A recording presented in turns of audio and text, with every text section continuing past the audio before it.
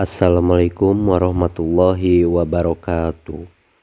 Perkenalkan, nama saya Muhammad Hilal Haroki dengan NIM 2004933. Saya mahasiswa IEKI angkatan 20 kelas B. Pada video kali ini saya akan membahas mengenai kebijakan fiskal. Menurut Kamus Besar Bahasa Indonesia, fiskal berkenaan dengan urusan pajak atau pendapatan negara. Kata fiskal itu sendiri berasal dari bahasa Latin, yaitu fiscus, yang merupakan nama seseorang yang memiliki atau memegang kekuasaan atas keuangan pada zaman Romawi kuno. Sedangkan dalam bahasa Inggris, fiskal disebut fis, yang berarti pembendaharaan atau pengaturan keluar masuknya uang yang ada dalam kerajaan.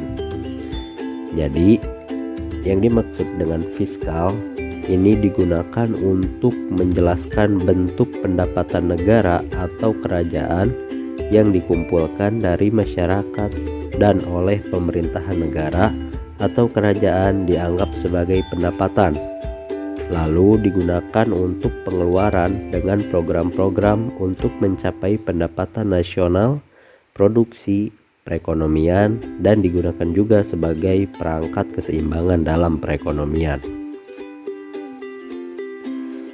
Di Indonesia, istilah kebijakan fiskal merujuk pada kebijakan pemerintah untuk mengarahkan ekonomi suatu negara melalui pengeluaran dan pendapatan pemerintah. Adapun tujuan kebijakan fiskal secara garis besar untuk memengaruhi jalannya perekonomian dengan berbagai sasaran seperti berikut ini. Yang pertama, meningkatkan PDB dan pertumbuhan ekonomi.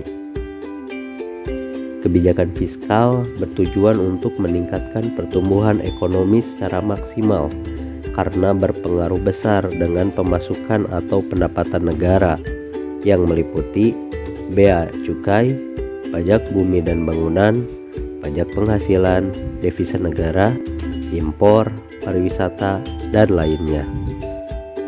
Selain itu, contoh pengeluaran negara yang dimaksud antaranya pembangunan sarana dan prasarana umum, belanja persenjataan, proyek pemerintah, pesawat, dan program lain untuk kesejahteraan masyarakat.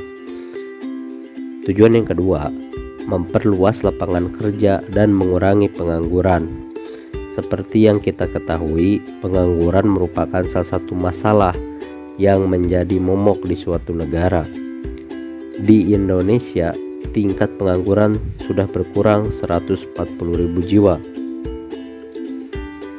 Hal tersebut juga tidak terlepas dari pelaksanaan kebijakan fiskal. Kebijakan fiskal memang diaplikasikan serta menjadi prioritas dalam upaya pencegahan timbulnya pengangguran. Tujuan yang ketiga, menstabilkan harga-harga barang atau mengatasi inflasi. Masalah inflasi yang tak kunjung stabil berpotensi besar membuat kepercayaan masyarakat terhadap pemerintah berkurang. Melalui kebijakan fiskal, tingkat pendapatan nasional, kesempatan kerja, tinggi rendahnya investasi nasional, dan distribusi penghasilan nasional pun diharapkan akan berjalan dengan baik.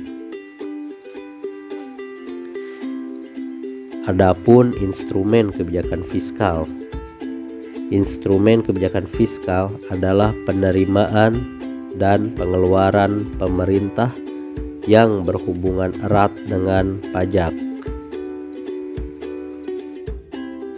Asumsinya, jika tarif pajak diturunkan, maka kemampuan daya beli di masyarakat akan meningkat dan industri pun bisa meningkatkan jumlah penjualan. Begitupun sebaliknya. Lalu yang selanjutnya ada macam-macam kebijakan fiskal. Pada dasarnya, kebijakan fiskal terbagi menjadi dua macam, yaitu menurut teori dan menurut jumlah penerimaan dan pengeluaran. Yang pertama, kebijakan fiskal dari segi teori. Kebijakan fiskal fungsional merupakan kebijakan dalam pertimbangan pengeluaran dan penerimaan anggaran pemerintah ditentukan dengan melihat akibat-akibat tidak langsung terhadap pendapatan nasional, terutama untuk meningkatkan kesempatan kerja. Lalu ada kebijakan fiskal yang disengaja, merupakan kebijakan dalam mengatasi masalah ekonomi yang sedang dihadapi dengan cara memanipulasi anggaran belanja secara sengaja, baik melalui perubahan perpajakan maupun perubahan pengeluaran pemerintah. Kebijakan fiskal yang tidak disengaja merupakan kebijakan dalam mengendalikan kecepatan siklus bisnis supaya tidak terlalu fluktuatif. Jenis kebijakan fiskal tak disengaja adalah proposal, pajak progresif, kebijakan harga minimum, dan asuransi pengangguran. Yang kedua, kebijakan fiskal dari jumlah penerimaan dan pengeluaran dibagi menjadi 4. Yang pertama, kebijakan fiskal seimbang merupakan kebijakan yang membuat penerimaan dan pengeluaran menjadi sama jumlahnya. Ada dampak positif dan negatif dari kebijakan fiskal yang satu ini. Positifnya, negara jadi tidak perlu meminjam sejumlah dana baik dari dalam negeri maupun luar negeri. Namun ada pula dampak negatifnya. Kondisi perekonomian akan terpuruk bila ekonomi negara dalam kondisi yang tidak menguntungkan. Yang kedua, kebijakan fiskal surplus. Pada kebijakan ini, jumlah pendapatan harus lebih tinggi dibanding pengeluaran. Kebijakan ini merupakan cara untuk menghindari inflasi. Yang ketiga, kebijakan fiskal defisit merupakan kebijakan yang berlawanan dengan kebijakan surplus. Salah satu kelebihan kebijakan ini adalah mengatasi kelesuan dan depresi pertumbuhan perekonomian. Sedangkan kekurangannya, negara selalu dalam keadaan defisit. Dan yang terakhir, kebijakan fiskal dinamis. Kegunaan kebijakan ini adalah menyediakan pendapatan yang bisa digunakan untuk memenuhi kebutuhan pemerintah yang bertambah seiring berjalannya waktu.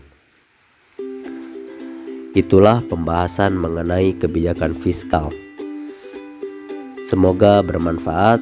Wassalamualaikum warahmatullahi wabarakatuh.